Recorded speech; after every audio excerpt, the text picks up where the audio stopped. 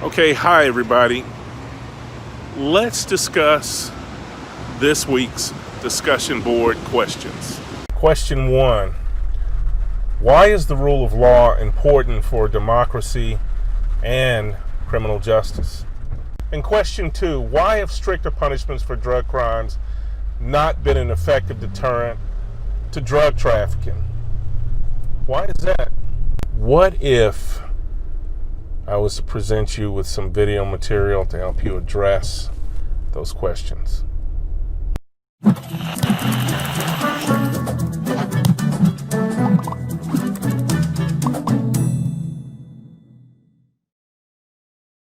The Code of Hammurabi tells us an immense amount about Babylonian society. Much of what we have is contract law. Much of what we have is liability law. We have a lot of family law having to do with divorces, custody of children, and so forth.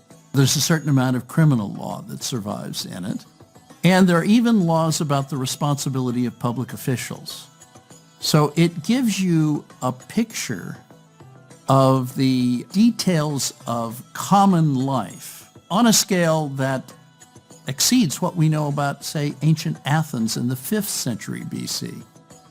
There are 282 laws. In what survives of this, diorite stele, they call it, and the laws take the form of if-then.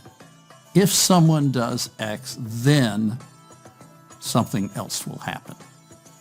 And so it's clearly directions for judges in how they are to dispose of particular cases. Everything that you would find in current day law is present in that. Equality, impartiality, consistency in law, damages, retribution, everything's there. The law code is really very much like a modern law code, except in one particular. It seems to be case law. Take the family law. The family law items are all grouped together. And you can see that it is a developed system. So for example, you begin with the rules for divorce. The next thing is who gets what property. Then it gets more complicated. If you have no children, who gets what property?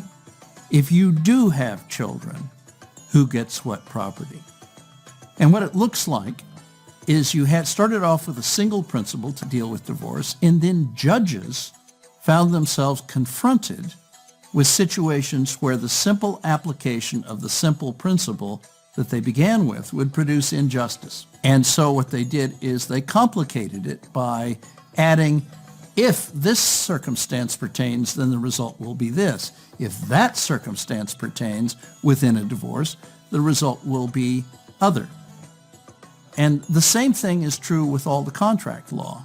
They've run into circumstances and situations that they didn't anticipate. And so what they've done is they have taken rather simple prescriptions and they've made them more complicated to fit the more complex social situations and contractual situations that they've faced. It seems to have evolved very much in the same way that the common law evolved. I think the odds are that elements in the Hammurabi Code and the very idea of having a code of laws may go back as much as 800, 900 years before Hammurabi. There are a whole series of law codes. There's one other, though, that deserves special mention, and that is the Old Testament. And if you compare the book of Deuteronomy with the Hammurabi Code, you realize there's some continuity. If a man destroys the eye of another man, they shall destroy his eye. That goes right into the Jewish law.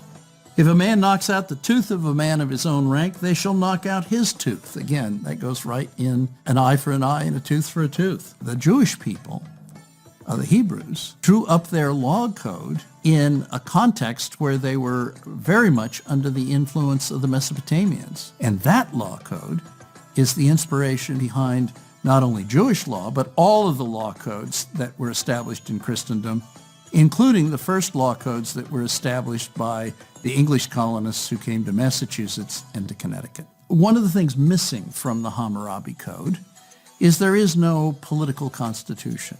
There is no notion that there is anyone but the king who is responsible. But what there is a responsibility of the king to the gods. And there is a sense that Hammurabi is binding future kings by laying out a law code and pronouncing a curse on them if they fail to enforce these laws. You really ought to read the Hammurabi Law Code. It's not very long, but it gives you a sense of what all law codes must do. And you may not agree with the penalties always. The death penalty seems to be very common in the Hammurabi Law Code. But it addresses almost all of the crimes that we can think of in our own time.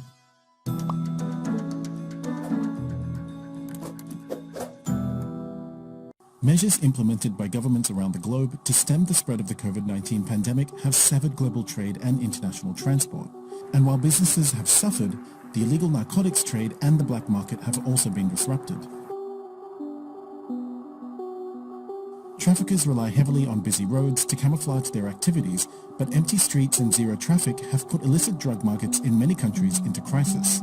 From Mexican drug cartels to cocaine farmers in Peru to street dealers around the world, all aspects of illicit drug markets, from production to distribution, have been affected by coronavirus travel restrictions. Illegal trafficking using the legal trade channels. Drug traffickers, they don't have a separate route or separate means of trafficking, but they use legal trade.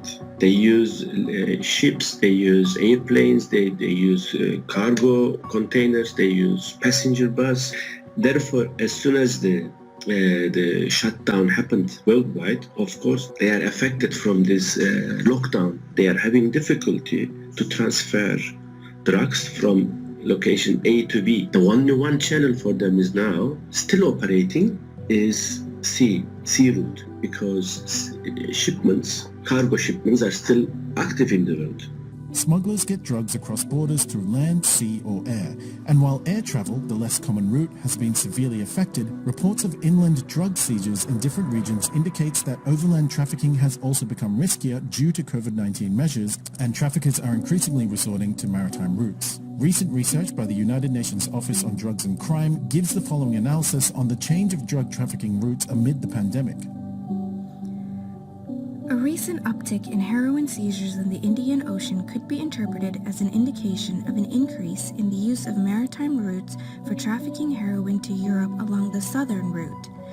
If confirmed, the shift to the southern route would indicate a change in the strategy of drug trafficking organizations as a result of the COVID-19 measures. In the first 3 months of this year, the UNODC confiscated 17.5 tons of cocaine bound for Europe in South American ports, a nearly 20% increase compared to the same period in 2019. The head of the EU-funded Maritime Analysis and Operations Centre said that the global pandemic has not had an effect on maritime drug trafficking and that it's business as usual. Anti-narcotics EU officials said that Europe has been flooded with cocaine ahead of the lockdowns based on the rise in seizures of large cocaine loads. Iran and Morocco have also reported large drug seizures, indicating that large-scale drug trafficking is still taking place.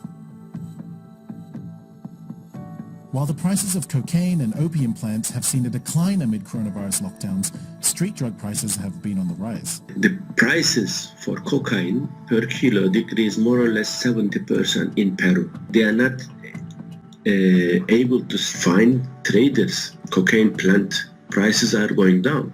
Peruvian officials say that more than 90% of the country's coca crops go to traffickers who are now struggling to move products. As the harvesting season of drug crops continues, farmers have also been affected by the pandemic.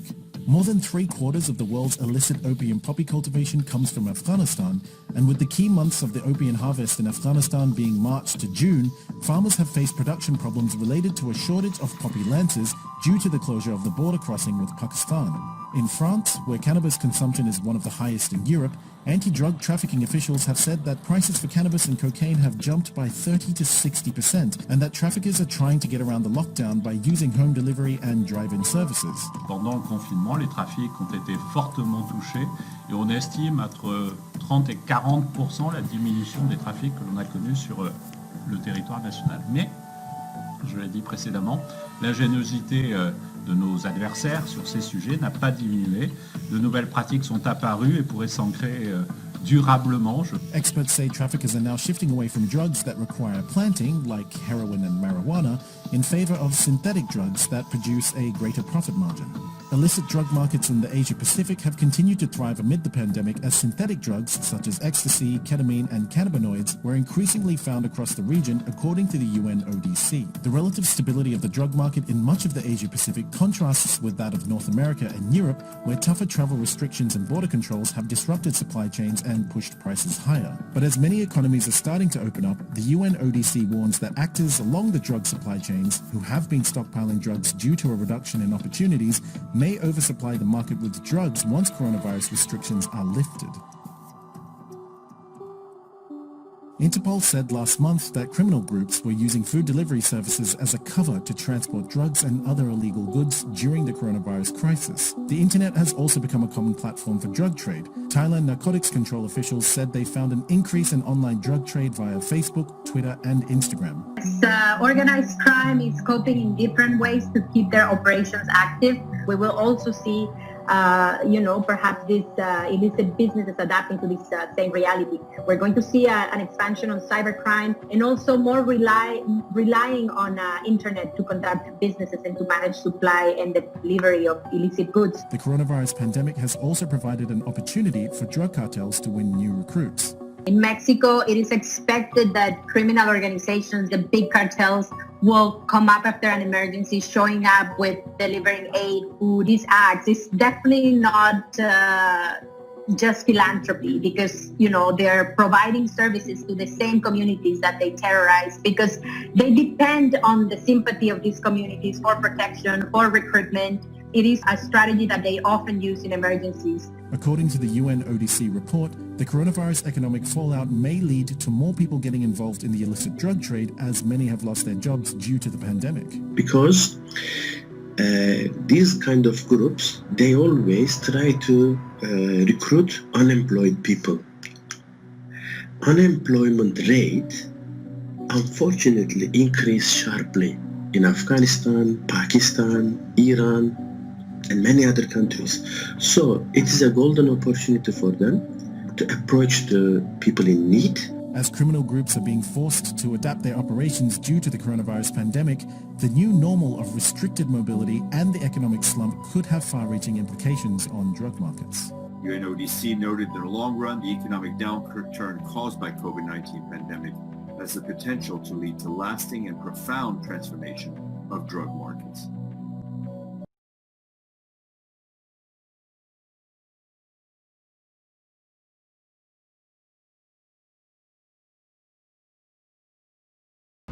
All right, that's all I've got.